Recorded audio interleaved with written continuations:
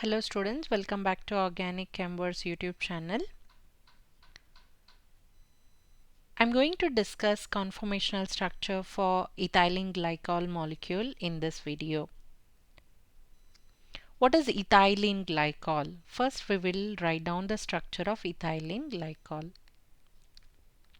Like for methylene there is a CH2, ethylene there will be two CH2 group. And glycol is an alcohol where there are two OH group adjacent to each other. This is called as ethylene glycol. How to write a Newman projection for ethylene glycol? What is Newman projection?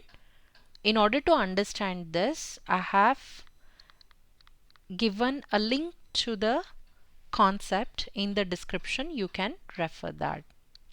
Now, whenever we write the Newman projection, we have a front carbon and rear carbon, or near carbon and far carbon. What is near carbon here? This is CH2, right, with OH. How do you write that? H here, H and OH here. The rear or the far is also CH2OH, where the OH, H and H are in the same plane as that of the front carbon here. The molecule will not stay like this. What it does is it will undergo rotation, carbon-carbon rotation. When it does so, the OH group is in 60 degree with the OH here. And each conformation will have a name. Okay, this is called as completely eclipsed. And this is called as gauche structure, where the OH groups are separated by 60 degree angle. Now it will again rotate to 60 degree. Again we are getting eclipsed, but it is not completely eclipsed. You can call this as partially eclipsed, because the OH is not behind OH, right? The OH will be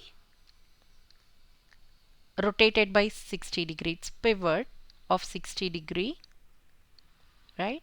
So now you can see that it's anti-periplanar to the OH. So this is completely staggered molecule. In case of N-butane molecule, we say that the completely staggered molecules are more stable because of the groups being far away from each other. The steric hindrance is reduced. But in case of ethylene glycol, the completely staggered molecule is not stable. You have to remember a concept which says that the gauche structure for ethylene glycol molecule is more stable. And what is that? It is called as intramolecular hydrogen bonding. What is hydrogen bonding? When a hydrogen is attached to two electronegative element like oxygen, nitrogen or fluorine, right? It will start interacting with the other electronegative element like oxygen, fluorine and nitrogen. This is due to the partial positive and partial negative nature of the hydrogen and oxygen or any other electronegative element, and this is called as hydrogen bonding. In case of eclipsed structure, you can see that there is a steric hindrance. The steric hindrance is reduced when it is pivot by 60 degree angle.